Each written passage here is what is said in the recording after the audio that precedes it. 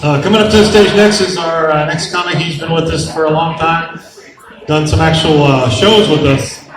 He did one of our shows last month. Please put your hands together for Ben Dabrowski.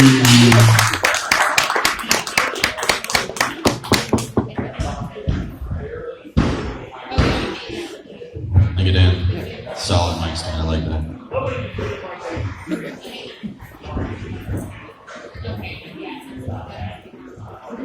So, the human body, it's just amazing. At least mine is. I spent the last 3 years wondering if that would be a good way to open a set. I guess that's my answer.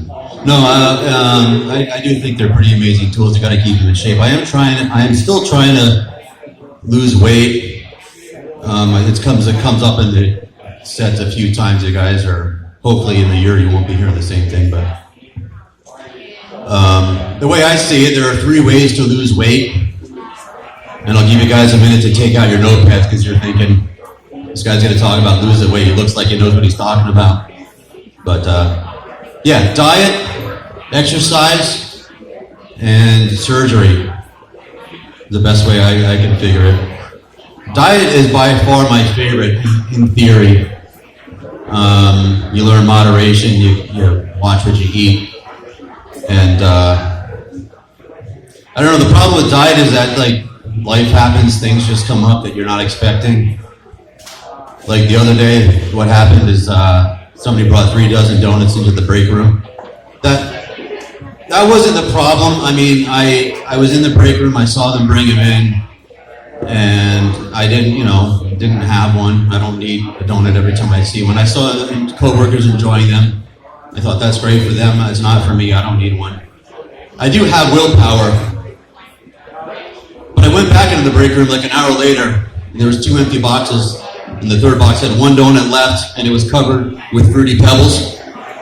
I don't have that kind of willpower. I don't.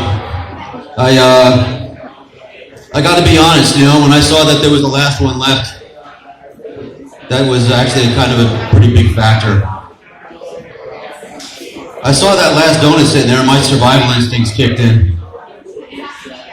It's like when you see a buzzard circling like carrion in the desert, and you know that he's probably going to go for that because he doesn't know when he's going to get his next meal. Now imagine that carcass is covered with Fruity Pebbles!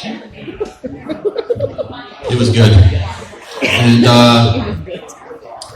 so yeah, I mean, I got out and looking at it thinking, we're living in time. When you go and you see 3 boxes of donuts, I can pass it up because really what I'm thinking in the back of my head is that I don't need one right now. I can, I can just pass it for the moment. There'll be another time. There'll be another opportunity. You see 1 donut and 3 boxes empty. It's like I'm living in times of scarcity. We got to fight for ourselves. So diet wasn't working out. So what's the other one? Exercise.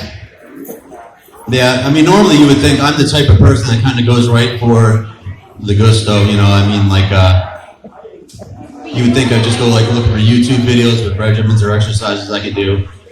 But I took the academic route in approaching exercise, which is not usually what I do.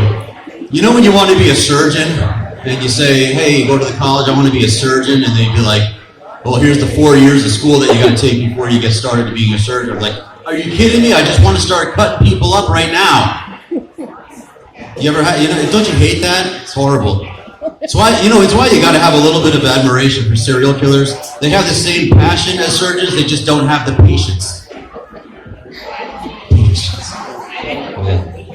But no, I took the academic route, and I did some research. I was on the Wikipedia page for exercise, which I think is the epitome of irony. There's no more ironic act than looking at the Wikipedia page for exercise. And I was looking at it, and I was thinking of the word even. You know how they get to every little detail. Etymology, they said exer comes from the word to exert, even to exhaust. And then you got seize, pronounced in Latin. It means like life force or energy. Saying like, exhaust my life force, that does not sound fun. I'm done. I don't even know what the rest of the page said. And please don't look that up. That joke's a little bit funnier if you don't fact check me. I might have made it up. So what, surgery's next? I'm not really comfortable with surgery as a weight management tool. I mean, I'd be okay with the surgery. I'm not okay with them drawing all over my body. I think that would be just horrible. You know, especially if the doctor comes out and is like, here.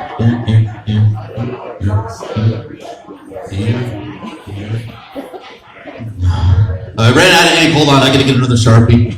They'll come back with one of those king size with an expansion pack. It looks like a damn baseball bat taped to the back of it. Or even worse,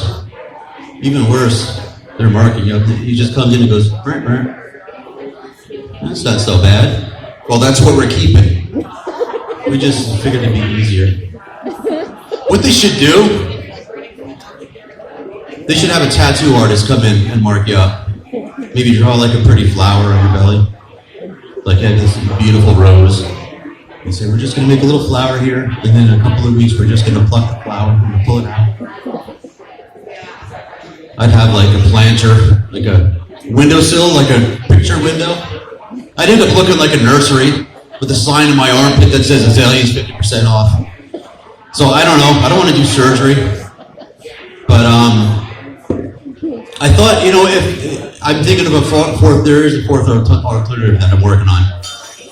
If I could somehow put something in my belly that would stay there to take up space so I would feel full sooner, that might work. Now you can't eat something too big because you're going to be able to swallow it. You can't eat something too small because you're going to pass it.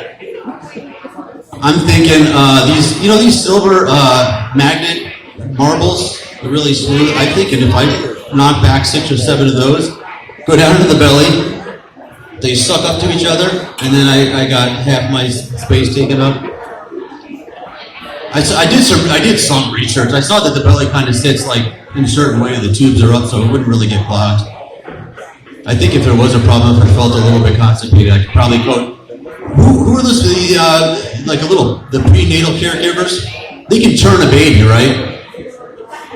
If I feel like there's maybe something going on, it's just like, go to like a good OBGYN.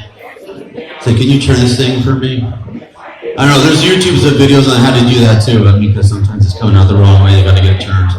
Learn how to do Kegel's exercise. I don't know what it is. I don't know how you guys turn those babies, but it would help me out. So the problem is that when I'm talking about stuff like this in front of a group of public, in the public, some people might be thinking, that sounds like a great idea and you're gonna try it. I feel it's my responsibility to say, let me know how it works out, because I'm not dumb. I'm going to talk to a doctor. I'm going to get their advice, but I think it's probably mostly just a technicality. I mean, I don't see any downsides to it. So, but, yeah, I bought that's all my weight loss shows. I bought a case of water the other day, and I can't drink any of it until next Thursday, and I'll tell you why. So I put it in the passenger seat of my car with all my shopping, and I start to drive out of the parking lot, and I hear the seatbelt alarm beeping at me. I'm like, what the hell? I'm buckled in. What's this case of water here? So I pull over to the side of the parking lot, and everything else is full, and I guess I'm buckling in my case of water. So I buckle it in, and I look over, and there's another guy with a case of water buckled into his passenger seat. And we kind of look at each other, give each other knowing glances, like, this is ridiculous. You're not even supposed to put a 30-pound kid in the front seat. It's like, and he says to me, what's next? Are we going to have to give sippy cups of water to our case of water? I'm like, yeah, that's pretty, it's crazy. It's crazy what these technology and safety features are doing. And I said, yeah, I mean, you can't even put a kid in these seats, am I right? He goes, yeah, you can. I said, what is the alarm trying to tell us? You better be buckling in that midget, because I know you ain't putting a baby in that seat. So we just kind of had that knowing moment. It's always fun to bond with somebody over something else that you think is stupid. I don't know, he's a pretty cool guy. So we set up a play date for next week. And